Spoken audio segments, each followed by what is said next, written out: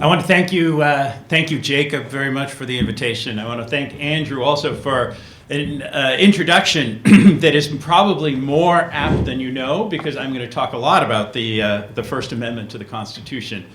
Very, very apt, and the intersection of law and journalism, which I think is apt to thinking about the future of journalism and the way that it addresses these challenges that we've all been talking about. And Jacob's questions that he was posing are exactly the questions we all should be asking.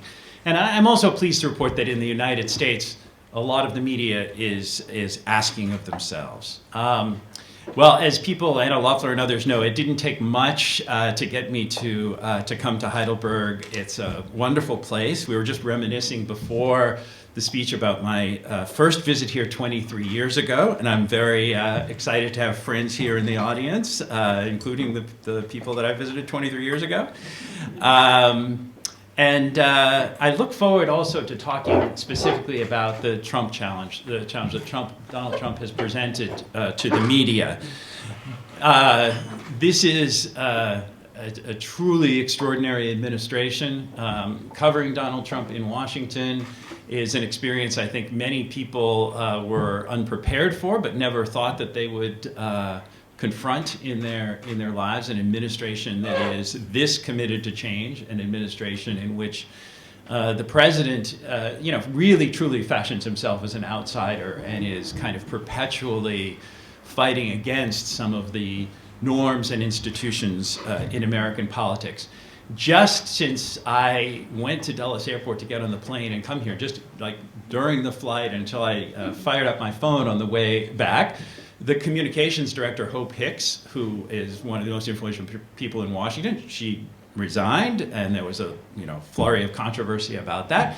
Then Trump, as had been kind of expected, imposed sanctions on steel and aluminum, and today he said, trade wars are good, so fasten your seatbelts. That's what we're confronting every day in Washington and Washington journalism. But before we start talking about the age of Trump, I think it's very important to go back to first principles, because this is a story about journalism and politics. And I do not believe Donald Trump would be president today if we had not gone through so many changes in the media. Changes that I think reasonable people can agree. Some people feel they're positive, some people feel they're negative, but however it has evolved, no one can doubt that the mainstream media has been greatly affected by the coming of the internet and the business changes that have attended that and the loss of some of the revenue base there. And at the same time as all the mainstream media has been somewhat diminished, all these new communication channels have opened up through the internet, particularly in politics. And politicians in the United States and people who make it their business to work for politicians have clearly noticed that. So where 20 years ago, proposals like building a wall with Mexico or banning people from majority Muslim countries from coming into the United States would have been largely dismissed, refuted, or contextualized by the mainstream media. Now, the mainstream media, we did try to do that, but there were all these other channels for getting that message out. Whether it's expanded cable television, whether it's the web, whether it's the ideological media, all these new channels exist. So we have to confront, those of us in the mainstream media, a sort of diminished profile, a set of challenges, fighting to sort of preserve our existence and the style of journalism that we believe in. So before we can fully analyze the age of Trump, I think we do have to go back, as Andrew was alluding, to the founding of the country, to the age of revolution, to what the media particularly means to the United States and the type of government that we have. So, in the United States, as most of you know, we live by our story. It's taught in schools, it's passed from parents to children, it's etched on government buildings, and in the case of a recent Broadway musical, Hamilton, it was written into song. It's our creed, more than race, more than religion, it binds us as Americans. So any discussion of fake news, this latest threat to American democracy, and I do think it's a threat to American democracy, begins with a story of the First Amendment to the U.S. Constitution, and Andrew recognizes that. In 1787, the Founding Fathers gathered in Philadelphia in the exact same hall where they had met 11 years previously to declare their independence from Great Britain. In the span of those 11 years, their Declaration of Independence that came out in 1776, with its bold assertion of human rights, had given a sense of high purpose to the American Revolution. As they returned to Independence Hall 11 years later, they had every reason to feel proud, but also every reason to be fearful. Their words, the words of the Declaration of Independence, had changed the world and inspired the world. They were stirring the hopes of the French and many other peoples. But at home, those ideals, those words, were making it hard to put together a workable government. The challenge that the founders faced at that moment was to produce a government strong enough to unite the country, but weak enough so as not to threaten the principles of freedom, equality, and self-determination over which they had just fought a war. The Founding Fathers recognized the need for a chief executive, a president, but they were deeply ambivalent about that position. The evils of royal power had forced the revolution. Statues of King George III had been pulled down in every large city in the United States. The founders were fearful, they were terrified even, of creating a new kind of monarch in the United States. So in laying out the new government, they took great care to create checks and balances, a legislative branch that was fully equal and independent of that of the executive, two legislative houses that have to agree before passing a law, courts that would enforce laws even against the lawmakers. But they felt that even those checks were not enough. So they set out to add the 10 amendments that Andrew referred to, the Bill of Rights, each intended to guarantee rights for people and institutions outside of government. These were rights that no president and no Congress could violate. The purpose of the Bill of Rights was to restrain government, but it was also to ensure a vibrant enough private sector with enough powerful institutions to itself be a check on government power. So there were checks and balances within government, but there were checks on government that existed outside of government as well. The First Amendment was the most important. It's the beating heart of the Bill of Rights and the entire Constitution.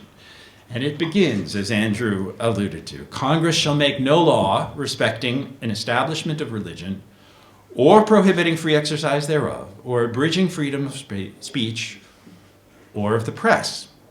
Now, let's stop right there. Freedom of speech or of the press. Why mention both? What's the difference between freedom of speech and freedom of the press? Freedom of speech, after all, includes written communication, and I think the founders knew that. Yet they they felt it was necessary to make a separate grant of power to the press. The reason, obviously, is that they wanted to allow every person to express his or her own opinions, but they also saw and recognized a separate and distinct value in an independent press. The independent media, in the view of the founders, was itself a check on power, a watchdog that no government could stop from barking. Thomas Jefferson wrote, "Were it left to me to decide whether we should have a government without newspapers or newspapers without a government, I should not take a moment to prefer the latter." Now, I like this history lesson, and thank you for indulging me in it, because it reminds us of what's at stake in the fight to preserve an independent media. It shows us, in the age of the internet, that simply putting everyone behind a keyboard and having them type away may be protected speech, constitutionally protected speech, but it's not journalism. The Founding Fathers envisioned a special and distinct role for the media that is both independent and institutional, a check on government power that's every bit as central to the American system as the independent legislature or the Supreme Court. Now, I also like this story because it forces us to come to grips with the central purpose and central principles of our enterprise, the journalistic enterprise. We, the members of the institutional media, exist as a check on government power. We are the watchdogs. That's not a controversial idea, but to continue to be watchdogs, to continue to fulfill our constitutional responsibilities, we need to do something we have been reluctant to do. We need to separate ourselves from people and institutions that don't perform those functions, whose work isn't part of our mission to report the news, reveal abuses of power, call attention to the struggles of the powerless, and bring an independent perspective to events. I'm speaking of the need to draw a sharp line between journalism and political messaging. I'm speaking of the need to create some distance between journalism that we value and the shouters on radio and television whose targets may be politicians, but who can't in any reasonable sense be considered independent commentators. Their shows depend on flattering an audience that's strongly allied with one side or the other. They refuse to challenge the biases or prejudices of that audience, lest they lose their ratings, and thus they're more properly viewed as entertainers. I'm speaking also of the need to root out all the fakers who try to hijack the names and the credibility of the mainstream media to plant false ideas and sow discord among the electorate. Now, for a long time, journalists have been reluctant to cast stones in any of these directions, as if any attempt to separate themselves from the shouters or from the fakers would challenge the very notion of free speech, as if there were something improper, or at least inappropriate, about a group that benefits from one form of free speech, challenging others who exercise their own rights. But, as I just showed, one can support free speech, even for the shouters, even for the fakers, even for the political messengers, but still define it as something other than journalism. We, the members of the institutional media, have much to lose by associating ourselves with people who, at minimum, aren't performing the mission that we have dedicated ourselves to, and who may in fact be undermining it. This is a crucial matter, I think, for the future of the mainstream media and for watchdog journalism itself. At this time of great challenge and change in the media, we need to be more rigorous than we have been about defining just who is and who isn't a journalist, what constitutes journalism, and what standards we maintain for ourselves and our fellow journalists. And we have to live by those distinctions. Now, there are three threats that need to be recognized and addressed. The first is deliberately fake news. These are stories with no basis in fact that are intentionally created to spread false impressions and influence the political process. And we've seen a fair amount of this in the last couple of years, as I'll explain.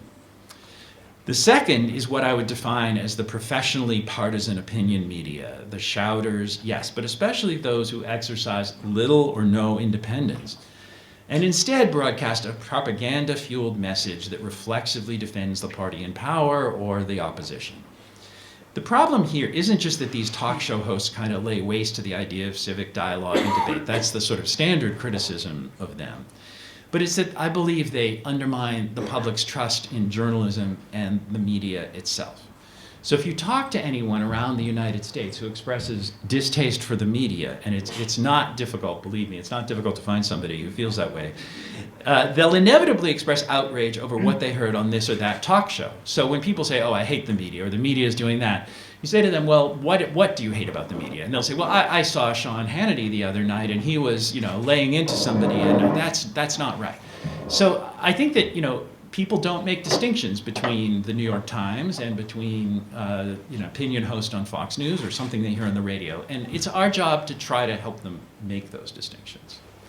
It isn't so much that these opinion hosts have no place in the Democratic Republic, but they don't really have a place in the news business. They aren't journalism, and we need to do a better job altogether of making that point clear, or we'll have our own reputations further tarnished.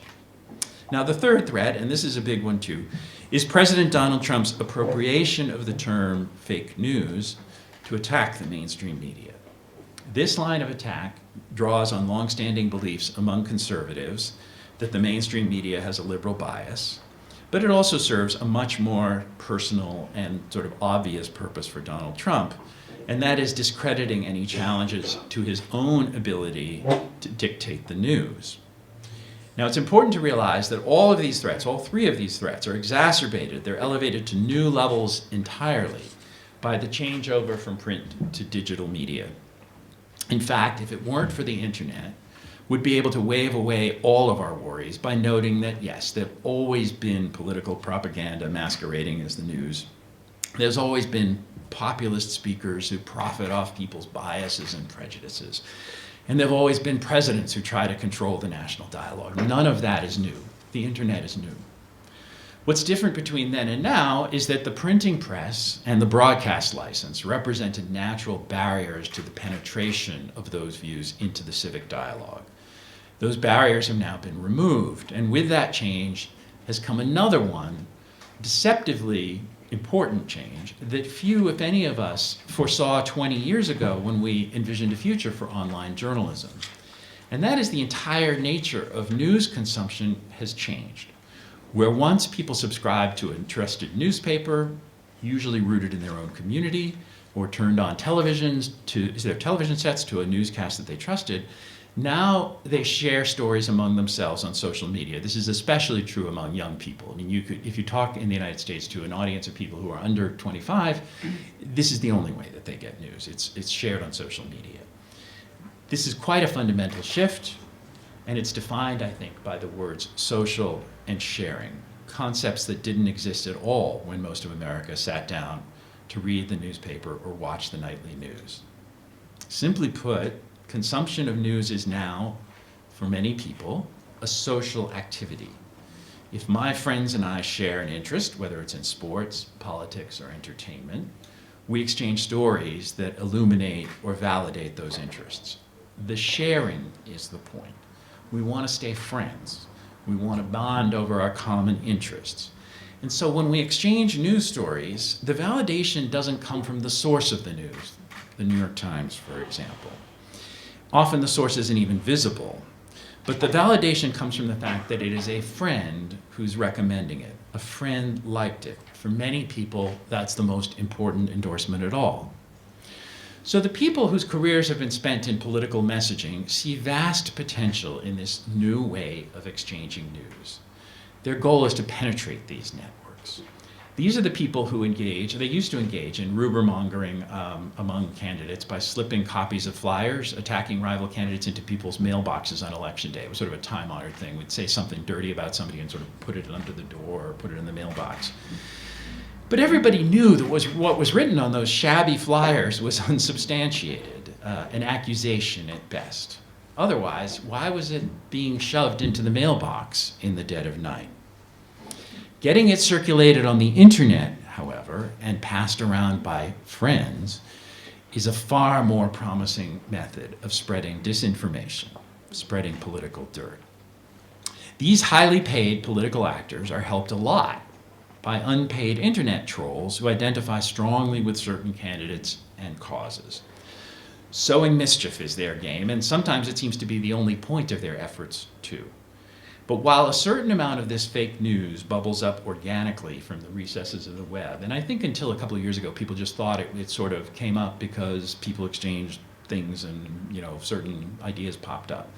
A surprisingly large and growing amount of it now is simply manufactured for social media consumption. In the state of Maine, for instance, a rising star in Democratic politics named Ben Chin, a Chinese American, lost the race to be mayor of the city of Lewiston after a website with the mainstream-sounding name of the Maine Examiner reported that a leaked email revealed him calling Lewiston voters, quote, a bunch of racists, end quote.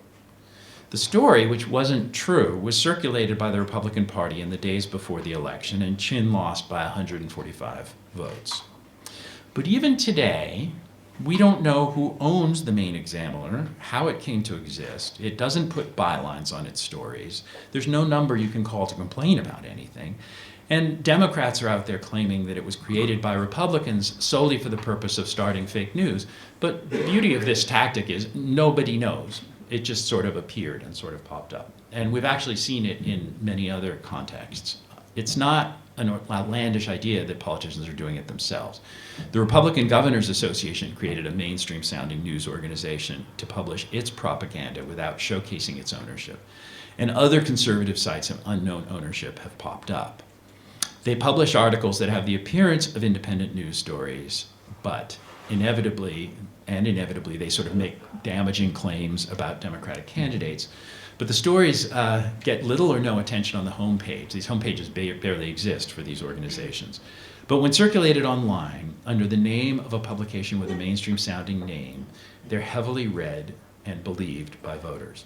Kathleen Hall Jamieson, the highly respected University of Pennsylvania professor, my alma mater, and advocate for accuracy in the media, rightly notes that the appropriation of these mainstream-sounding names is a form of theft, hijacking the hard-earned credibility of mainstream media outlets for the purpose of spreading lies. While these fake news outlets so far seem to be manufactured mainly to benefit conservative candidates, it's important to realize that there is a fake news threat on the left as well. Hardly a day goes by that I don't find myself raising questions to liberal tipsters or people who call in with story ideas about conspiracy theories relating to Donald Trump's business ties to Russian oligarchs or to his administration's agenda to push the interests of Exxon and big corporations, and you hear all about oil fields and various deals and rights and things like that. These may be reasonable grounds for inquiry, like some of the fundraising conspiracies that circulated about the Clinton Foundation, but they can't just be accepted as fact. My fear is that people on the left, online, are doing the same thing that some of the people on the right are. They're reading those stories and believing them. And people who hear about them, or let's assume get social media posts from friends, have an obligation to regard them critically. I've asked liberal audiences to consider their own willingness to believe the worst of Trump and his associates, and then imagine to themselves that that's exactly what conservatives felt about Hillary Clinton and her associates. So people are consuming this news in a very credulous manner. Now, there's no doubt that just such an echo chamber effect prompted the notorious shooting at Comet Ping Pong, which some of you have probably heard about it. It's a pizza restaurant that I and thousands of other people have frequented in Washington, D.C. Late in 2016, a young man named Edgar Welch, a father of two, drove up from North Carolina, about 5 hours away, determined to free young girls who he believed were locked in the basement of this pizza restaurant and kept as sex slaves. Now, where did he get this notion? It was actually broadcast throughout the internet and social media, mostly by Trump supporters, including the son of Trump's national security advisor, Michael Flynn. It grew out of the hacked emails of Hillary Clinton's campaign chairman, John Podesta, this crime has now been attributed to Russian hackers. But the emails, which were posted on WikiLeaks, featured staff members of the Clinton campaign talking about pizza. And some of these trolls on the internet, on 4chan and other social media sites, speculated that pizza was a code name for pedophilia or sex with children. As for the location for all this depravity, these conspiracy theories alighted on Comet Ping Pong, a restaurant that was owned by a well-known Clinton supporter and frequented by Podesta. And it served pizza, after all. So the theory was apparently widely discussed on this Reddit site called The Donald, which is for Trump supporters, and it was passed around on Facebook and Twitter. It was blasted out by Twitter bots, actually, originating from as far away as the Czech Republic, Cyprus, and Vietnam, which shows that the problem of disinformation goes beyond Russia, by the way. Now, Edgar Welch, the man who arrived at the restaurant that day, fired his gun into a door lock, intending to free all the girls who were being held as sex slaves. He prowled around, he checked everything out, he overturned various crates and things, and he didn't find any sex slaves. So eventually he gave himself up to the police and later said his only mistake, was believing what he had read. And if, after all, it was true and Hillary Clinton and John Podesta were keeping girls locked up in the basement of this pizzeria, it was only right that someone should muster the courage to free them. That's what we're confronting. Now, in the wake of this incident, which was dubbed, not surprisingly, Pizzagate, Twitter, Facebook, and other social media sites have come under increased pressure to police their sites, as they have, I know, in Germany and in other countries as well. While Germany has passed a law banning any dispersal of neo-Nazi materials on the social media, the United States is deeply reluctant to make any such move that can be seen as censorship. In fact, the First Amendment has been interpreted to prevent the government from censoring political content except under very, very extreme circumstances. There is, however, another mechanism that some people have proposed which would force social media companies to police their sites. And that is apply to them the same standards that are applied on any other publisher. Right now, every news outlet or book publisher, the New York Times, Politico, whatever, can face libel suits for publishing incorrect information and causing damages to people or organizations. Now these laws, these common laws, libel laws, have been refined over time so that the vast majority of political content, including attacks on candidates, is protected. But under certain circumstances, what are especially false and malicious attacks can become the subject of lawsuits. All of the mainstream organizations, including Fox News, including Breitbart, including the New York Times, including the Washington Post, almost all of them, have lawyers now that review sensitive material before it's published.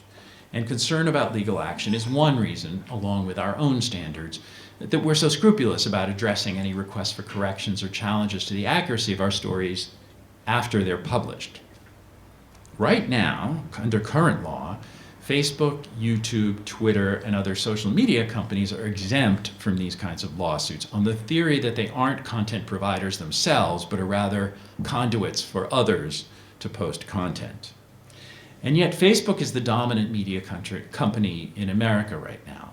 It's a powerful source of information that regulates its content in many ways. In many ways, it's the leading news distributor right now in the country. And YouTube, just for example, envisions a future for itself as a leading video distribution channel. The argument against imposing legal liability for their content is a significant one, and it boils down to this. Do you want social media companies deciding what is and isn't appropriate to be posted on their sites? On its face, it's a compelling argument, until you consider that that's exactly what every other publisher does every day in regulating their own content. Basic common law standards would have to be adapted for social media. If a person feels they've been libeled by content that's on a social media site, and they feel they are being libeled, in fact, every minute that it remains on that site, they'd have to be given a reasonable period of time to request a review. And the social media company would then have to be given a reasonable amount of time to research the matter. If, after that time, the company declines to remove the content, the plaintiff would be free to bring suit. Now, this would not be welcome news in Silicon Valley. This is the big fear that the social media companies have, is that they will have to face publishing standards. It would impose a big burden on them. Now, one public policy fear that I've heard voiced over and over again is that a social media company might simply decide to err on the side of caution and remove all the content that's subject to complaints, thereby seriously stunting the exchange of free ideas. I think that's unlikely because the free exchange of ideas as we've understood it for decades is amply protected under these laws. But even if one company, even the biggest of them all, Facebook, if they were to overreact and remove more content than they should, what would simply happen is aggrieved users would start looking for other sites. And already there are a number of social media competitors to Facebook that are out there arguing that they already have looser standards than Facebook. This is happening in the conservative movement as well. There are a number of sites that are emerging that are challenging Facebook in anticipation that Facebook will be cracking down on content. But it's also important to note that if you apply common law standards to online publishers as well as or to social media publishers as well as to other publishers, all of them would have to adhere to the same legal constraints. It would be a totally even playing field. And what would happen is, I think, they would quickly figure out how to police their sites better. Imposing some sort of common law legal standard, or as an alternative, continuing the process that Facebook has already begun in applying labels on news from unidentified or unrecognized sources, might succeed in limiting the distribution of demonstrably false stories. That's the kind of fake news that did in Ben Chin's candidacy for mayor of Lewiston and that prompted the attack on the pizza restaurant. But it wouldn't, and I think all of us should agree it shouldn't, impose any legal constraints on political commentary. I am a former editorial page editor of the Boston Globe, overseeing the paper's editorials, comments, columns, op-ed pieces, and including the online comments. I believe strongly that opinion content is valid and important journalism. There are certain issues that are better explored through opinion writing than through news writing, and the best opinion pieces have a lot of original reporting to back them up.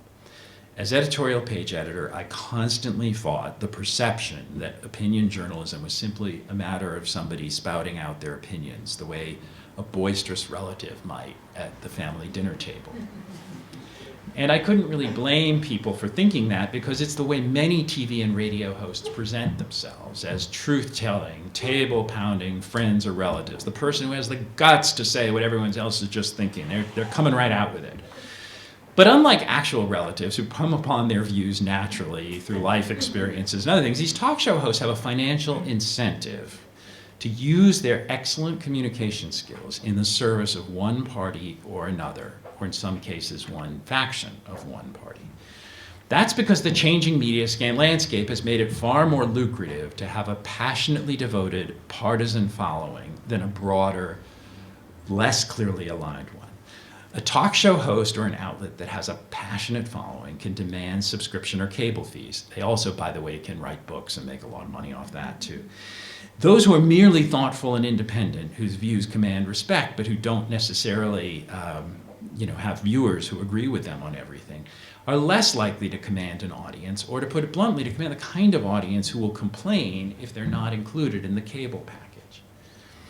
There's a catch there, however. If hosts deviate from the partisan script, go off message, alienate some viewers, which some conservative hosts did in 2016 when challenging some of Donald Trump's assertions, they suffer greatly.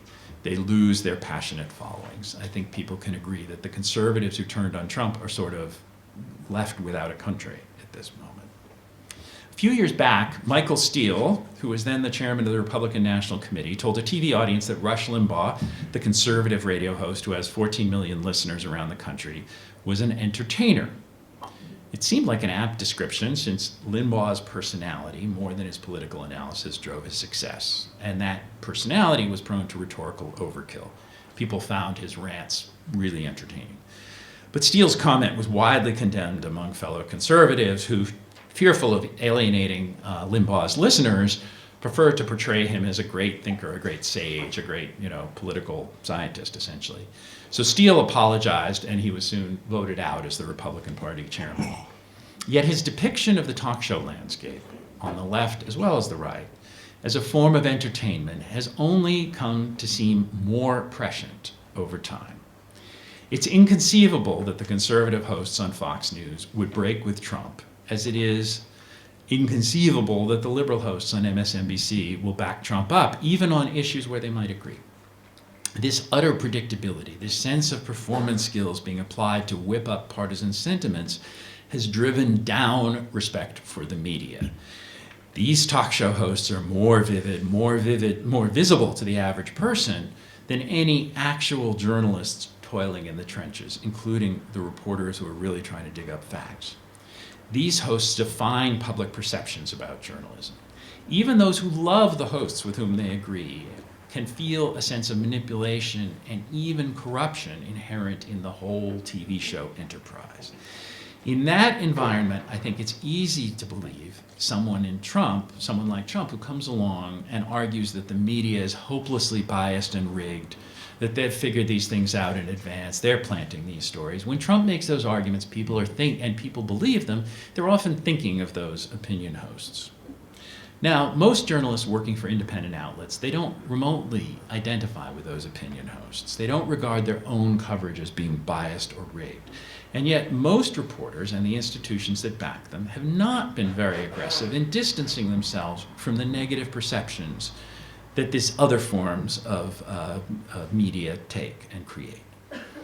The journalism profession has institutions within its ranks. I'm talking about journalism schools, foundations, prestigious awards committees, the Newseum, which is a museum of journalism in Washington, that in other professions would serve as gatekeepers, rigorously defining who should and shouldn't be considered journalists.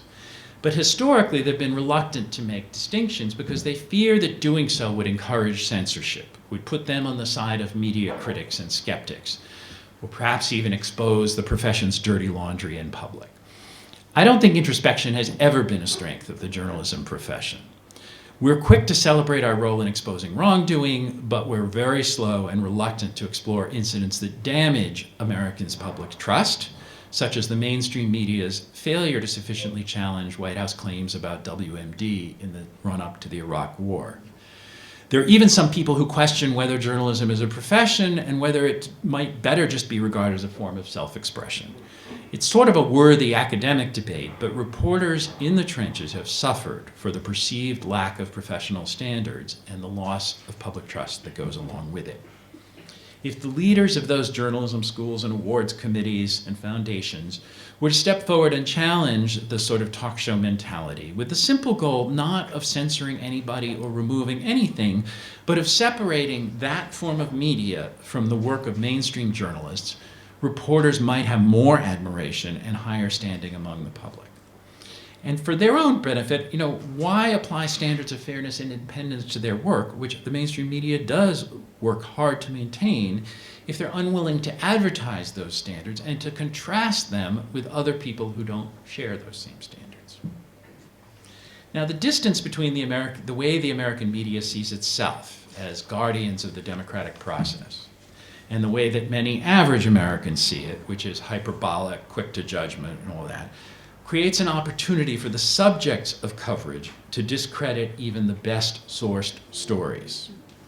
And no one in recent years has been more aggressive in seeking to discredit the mainstream media's coverage of him than Donald Trump. His attacks on the press ought to be viewed in the context of his broader efforts to malign institutions that he can't control, from the judiciary to prosecutors in the Justice Department, investigators in the FBI, opposing politicians.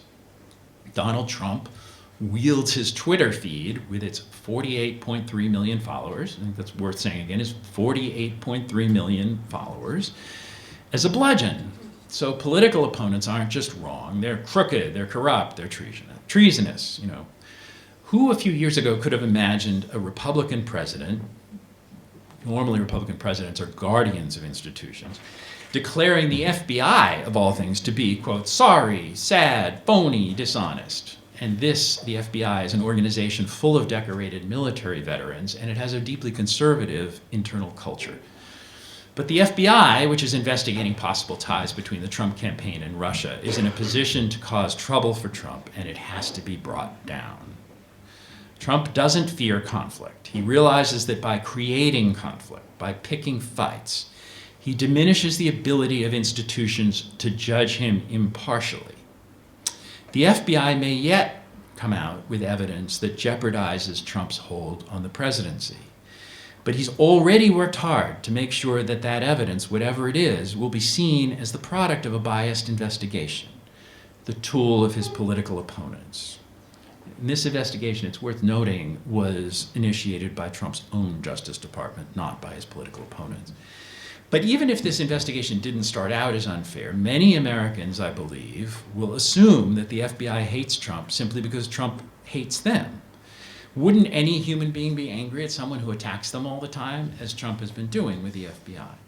So many Americans are destined to wonder if the Trump-Russia report, the referral from the special prosecutor, whenever it finally emerges, isn't it tainted even a little by the Bureau's anger towards its arch critic? And did payback towards Trump play any role in its findings? Those are the questions that people will be asking precisely because Trump has been planting the seeds of that questioning already with his Twitter feed.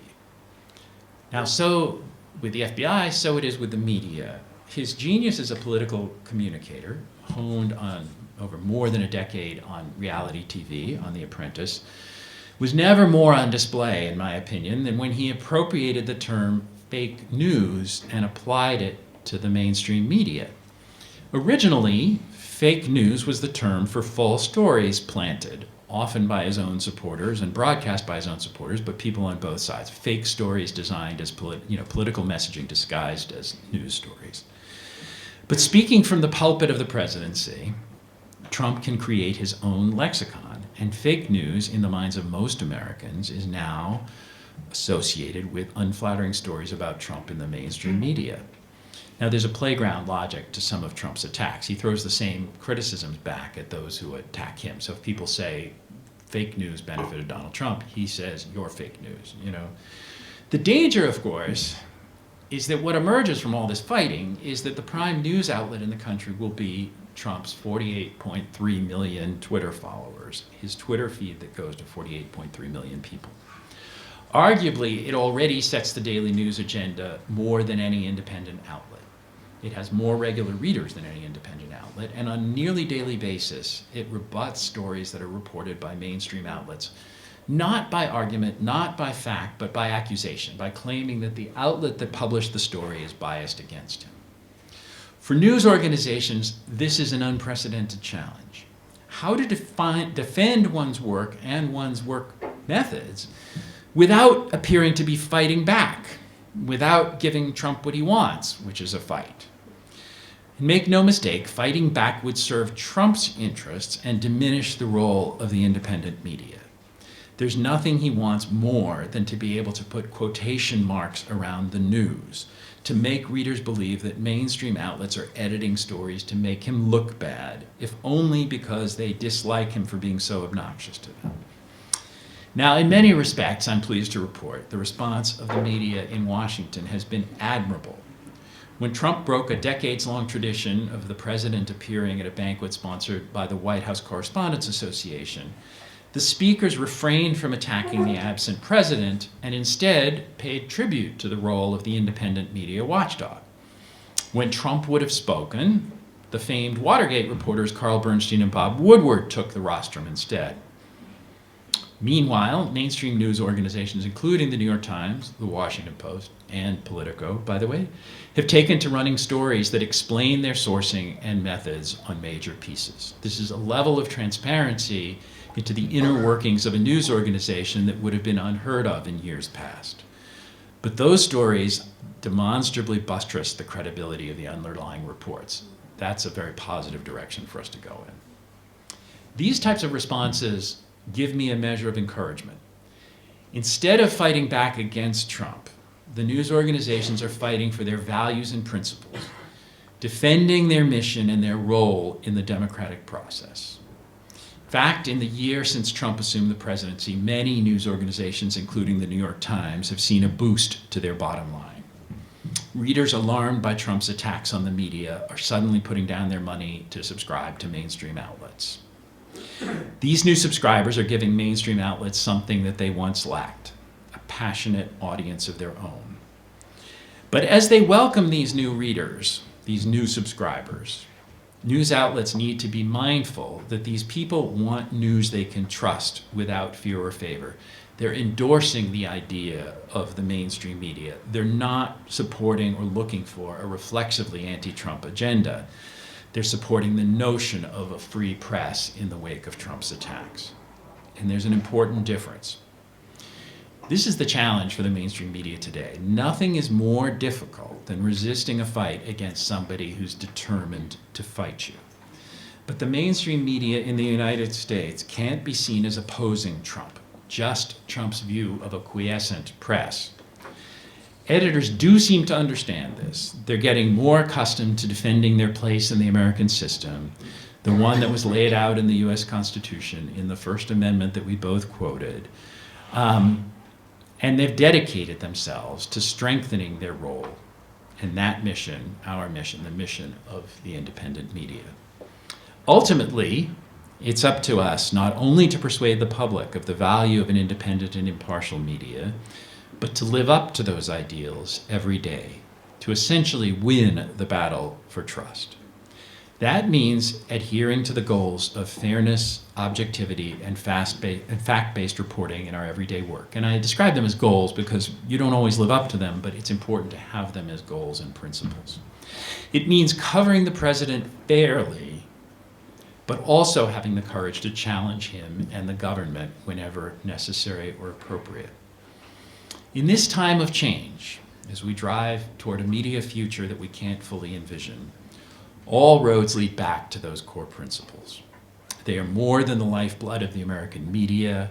They're the lifeblood of the American system. So in this time of crisis and change, freedom depends not only on free speech, but on a fearless, independent media ready to police those in power and living up to its highest ideals.